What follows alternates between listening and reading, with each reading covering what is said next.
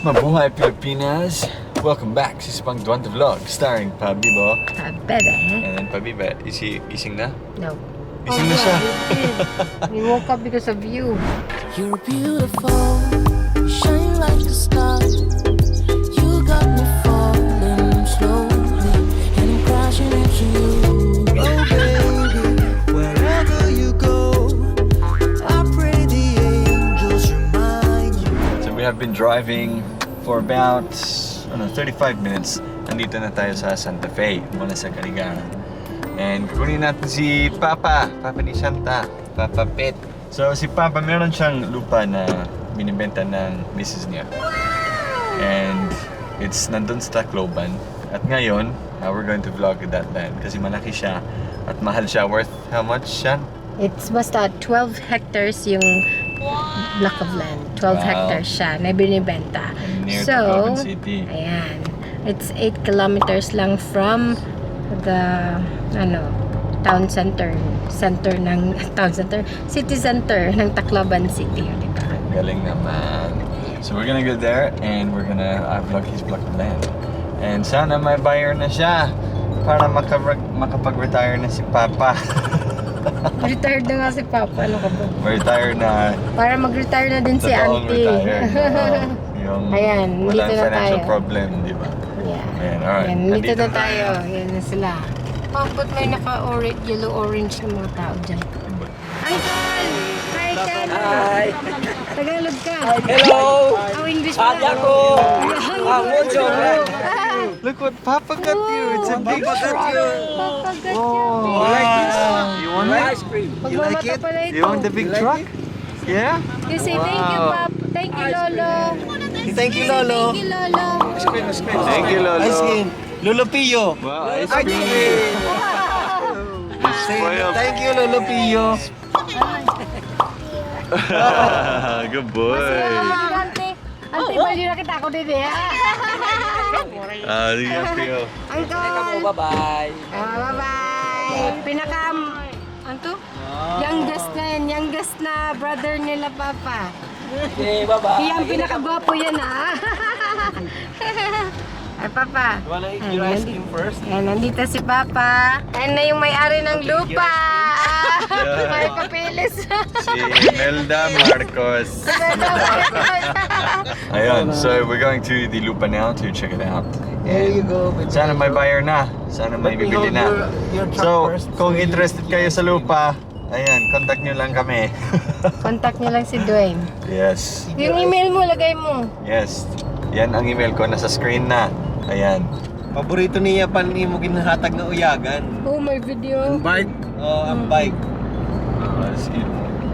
Naman din niya baga permi. Nadalagan ano? Oo. Kurosa mo sa may mo ice cream, Nitro. Did you say thank you, Lolo? May daya. Nitro, did you say thank you, Lolo? Nagsingi na, thank you, Lolo. Wala na, waran. Nagsingi niya. Tissue. Wait. Nahulugan niya po. Here we go. Kaya ang tira niyo maging palaga ito. May book na yan ng bibi pa, bagal Amerikano.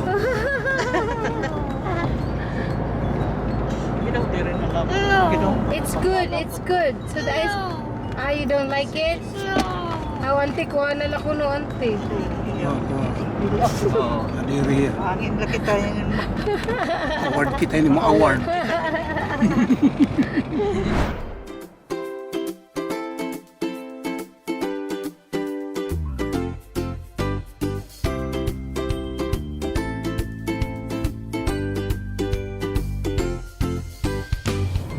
Nag-mission ako dito before sa Tacloban, malapit sa San Juanico Bridge. Yan. Medyo familiar din yung mga ibang area. Tapos pinapalapad na nila yung Ano? yung daanan papunta sa Block of Land. Ayan na yung widen na yung road dito. Dati nag-mission si Dwayne, hindi pa ganito. Likod ng dyan, yun yung Block Likod of ng Land. bundok na yan. Likod ng maliit na bundok Right na tayo yan. dito sa bridge. Right sa bridge. Sa likodan, Campo Santo. Yan. Right kita ang Right bridge. tayo dyan.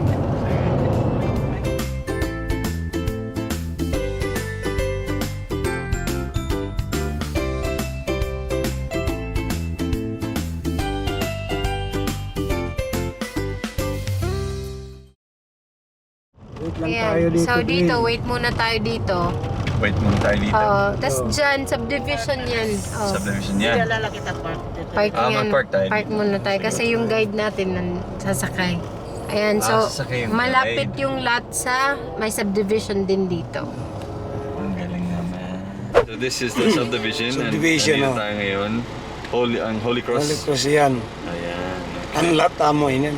Yan yung lot. Okay, yun yung kalsada. Later That yun. goes Ito through the kalsada lot. ito. So bali, nandun siya sa kabila. Bundok na yan. Kabila ng bundok na yan. So punta tayo sa kabila pa. Okay. Barangay 37 GE Palanog. So yung tower na Yung nandun. tower na yan, Oh. ito, nandito yan ang tower. Okay, okay. So, guys, Bridge. dito na tayo. Oh. So ito yung road, nakita nyo sa map. Andun yung lupa. Diba pa? Andun. Okay, sige, tara na. So 12 hectares po tong lot na to. Ang laki. It was located in West Tacloban. 8 kilometers or 6 kilometers lang pala from the CBD. Ayun. Pwedeng gawin resort ang Tuna or shopping mall or kahit ano na lang. Ito ang Tuna, guys. Andun yung kalsada. Ito yung Tuna. So may waterfall dun sa loob. Tapos andun pa yung boundary, no? Andun pa. Grabe. Sipa. Kapoy na. Yun yung boundary hanggang dito. Talaga? Tapos hanggang dun sa tuktok. So ang boundary dito nasa tuktok ng mga bundok.